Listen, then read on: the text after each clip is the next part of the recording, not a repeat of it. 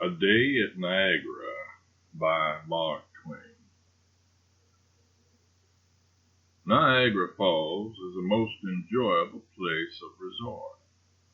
The hotels are excellent and the prices not at all exorbitant. The opportunities for fishing are not surpassed in the country. In fact, they are not even equaled elsewhere, because in other localities certain places in the streams are much better than others. But at Niagara, one place is just as good as another, for the reason that the fish do not bite anywhere. And so there is no use in your walking 5 miles to fish when you can depend on being just as unsuccessful nearer home. The advantages of this state of things have never heretofore been properly placed before the public. The weather is cool in summer, and the walks and drives are all pleasant and none of them fatiguing. When you start out to do the falls, you first drive down about a mile and pay a small sum for the privilege of looking down from a precipice into the narrowest part of the Niagara River. A railway cut through a hill would be as comely if it had the angry river tumbling and foaming through its bottom. You can descend the staircase here 150 feet down and stand at the edge of the water. After you have done it, you will wonder why you did it, but you will then be too late. The guide will explain to you in his blood-curdling way how he saw the little steamer made of the mist descend the fearful rapids, how first one paddle box was out of sight behind the raging billows, and then the other, and at what point it was that her smokestack toppled overboard, and where her planking began to break and part asunder, and how she did finally live through the trip after accomplishing the incredible feat of traveling 17 miles in 6 minutes, or 6 miles in 17 minutes, I have really forgotten which. But it was very extraordinary anyhow. It is worth the price of admission to hear the guide tell the story 9 times in succession to different parties and never miss a word or alter a sentence or a gesture. Then you drive over to Suspension Bridge and divide your misery between the chances of smashing down 200 feet into the river below and the chances of having the railway train overhead smashing down onto you.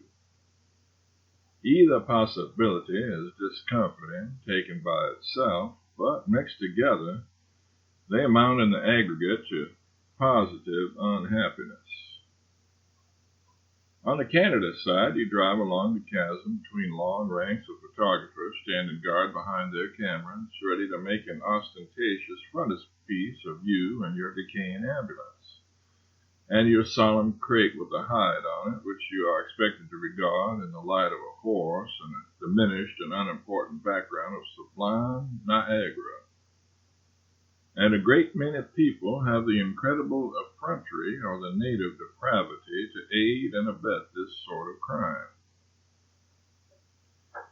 Any day in the hands of these photographers you may see stately pictures of Papa and Mama, Johnny and Bub and Sis, or a couple of country cousins, all smiling vacantly and all disposed in studied and uncomfortable attitudes in their carriage, and all looming up in their awe-inspiring imbecility before the snubbed and diminished presentment of that majestic presence whose ministering spirits are the rainbows, whose voice is the thunder, whose awful front is veiled in clouds, who was monarch here, dead and forgotten ages before this sackful of small reptiles was deemed temporarily necessary to fill a crack in the world's unnoted myriads, and will still be monarch here ages and decades of ages after they shall have gathered themselves to their blood relations, the other worms, and been mingled with the unremembering dust.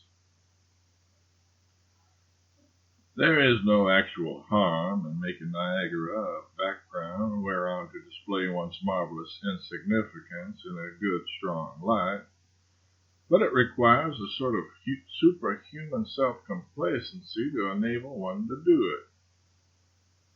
When you have examined the stupendous Horseshoe Fall till you are satisfied you cannot improve on it, you return to America by the new suspension bridge and follow up the bank to where they exhibit the Cave of the Winds.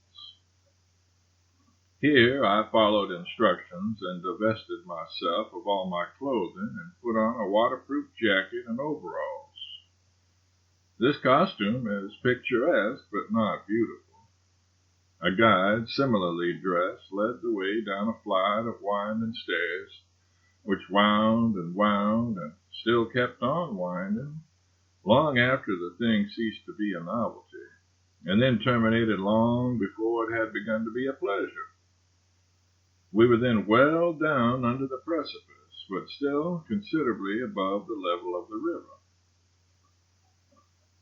We now began to creep along flimsy bridges of a single plank, our persons shielded from destruction by a crazy wooden railing to which I clung with both hands, not because I was afraid, but because I wanted to. Presently the descent became steeper and the bridge flimsier, and sprays from the American Fall began to rain down on us in fast increasing sheets that soon became blinding. And after that our progress was mostly in the nature of groping.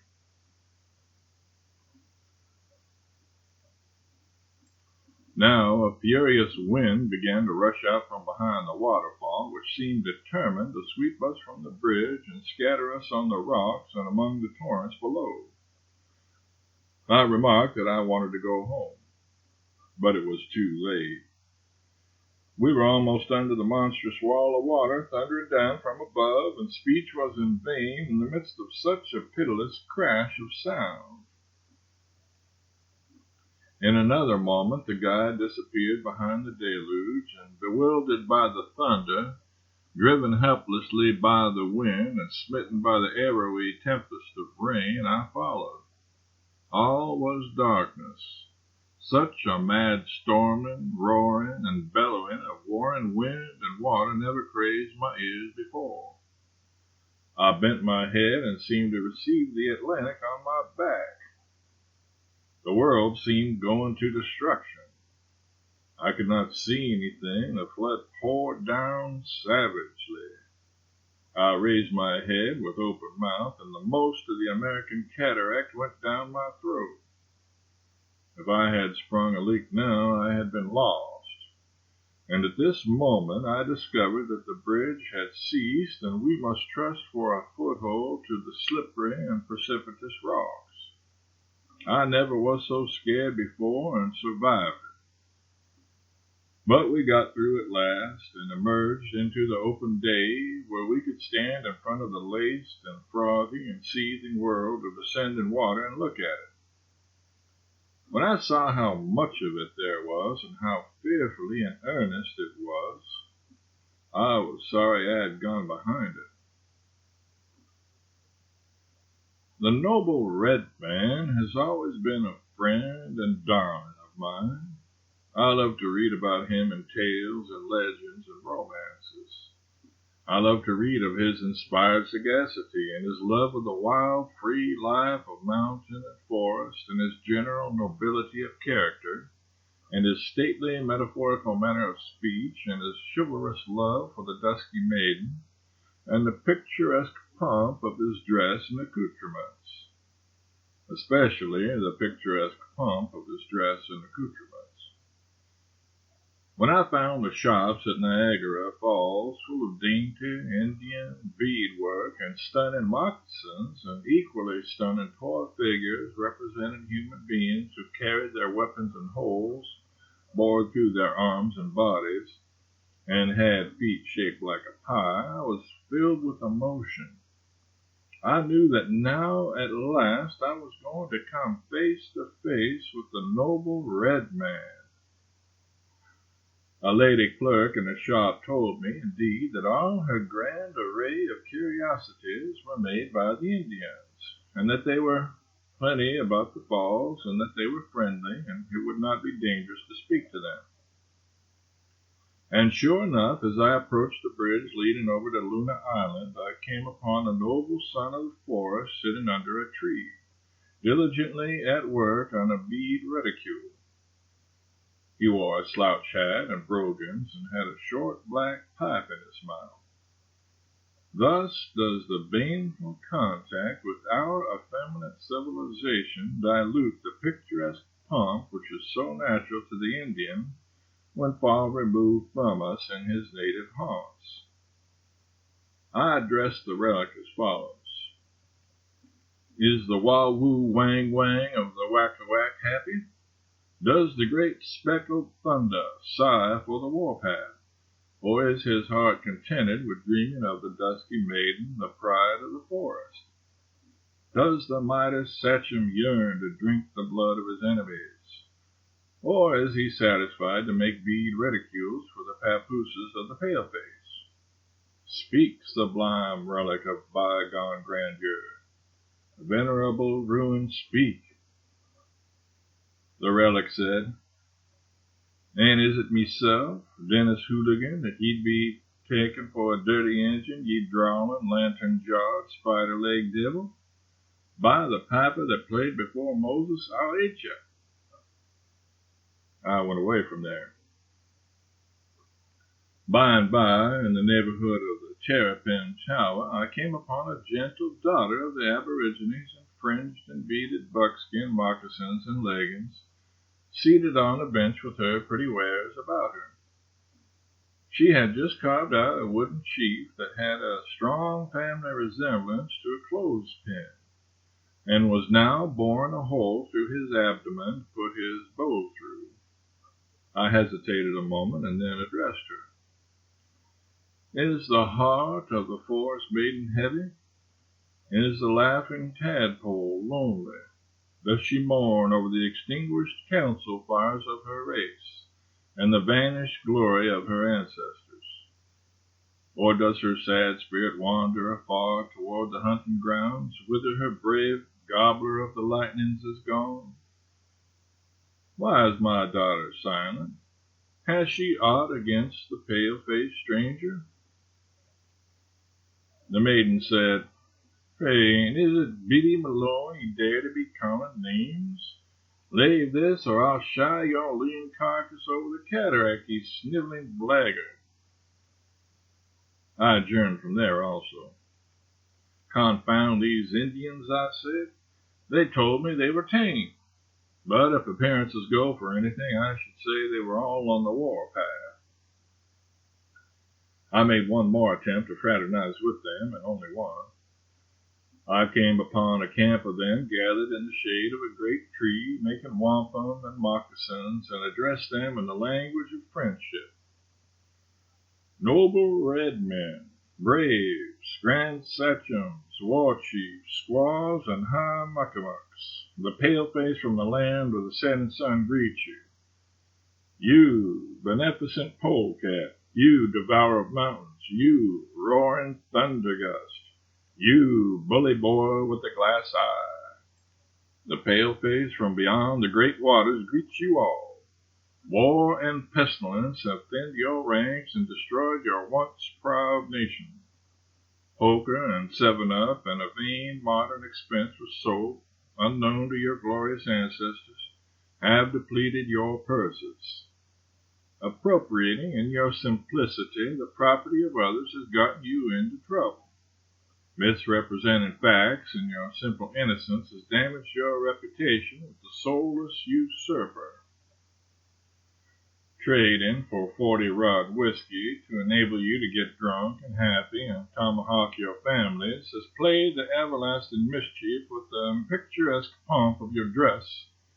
And here you are in the broad light of the 19th century, gotten up like the ragtag and bobtail of the Purlus of New York. For shame! Remember your ancestors. Recall their mighty deeds. Remember Uncas and Red Jacket and Hole in the Day and Whoop-de-doodle-doo. Emulate their achievements. Unfurl yourselves under my banner, noble savages, illustrious gutter snipes. Down with him, scoop the blackguard, burn him, bang him, drown him. It was the quickest operation that ever was. I simply saw a sudden flash in the air of clubs, brickbats, fists, bead baskets, and moccasins. A single flash, and they all appeared to hit me at once, and no two of them in the same place. In the next instant, the entire tribe was upon me. They tore half the clothes off me. They broke my arms and legs. They gave me a thump that dented the top of my head till it would hold coffee like a saucer. And to crown their disgraceful proceedings and add insult to injury, they threw me over the Niagara Falls, and I got wet. About 90 or 100 feet from the top, the remains of my vest caught on a projecting rock, and I was almost drowned before I could get loose. I finally fell and brought up in a world of white foam at the foot of the fall, whose celled and bubbly masses towered up several inches above my head. Of course, I got into the eddy. I sailed round and round in it 44 times, chasing a chip and gaining on it, each round trip a half mile, reaching for the same bush on the bank 44 times, and just exactly missing it by a hair's breadth every time. At last, a man walked down and sat down close to that bush and put a pipe in his mouth and lit a match and followed me with one eye and kept the other on the match while he sheltered it in his hands from the wind. Presently, a puff of wind blew it out. The next time I swept around, he said, "Got a match?" "Yes, in my other vest. Help me out, please." "Not for Joe." When I came round again, I said, "Excuse the seemingly impertinent curiosity of a drowning man, but will you explain this singular conduct of yours?" "With pleasure. I am the coroner. Don't hurry on my account. I can wait for you." "But I wish I had a match." I said, "Take my place and I'll go and get you one." He declined. This lack of confidence on his part created a coldness between us, and from that time forward I avoided him. It was my idea, in case anything happened to me, to so time the occurrence as to throw my custom into the hands of the opposition coroner on the American side. At last a policeman came along and arrested me for disturbing the peace by yelling at people on shore for help. The judge fined me, but I had the advantage of him. My money was with my pantaloons, and my pantaloons were with the Indians. Thus I escaped. I am now lying in a very critical condition. At least I am lying anyway, critical or not critical. I am hurt all over, but I cannot tell the full extent yet, because the doctor has not done taking inventory. He will make out my manifest this evening. However, thus far he thinks only 16 of my wounds are fatal. I don't mind the others. Upon regaining my right mind, I said, "It is an awful savage tribe of Indians that do the beadwork and moccasins for Niagara Falls, Doctor. Where are they from?" "Limerick, my son.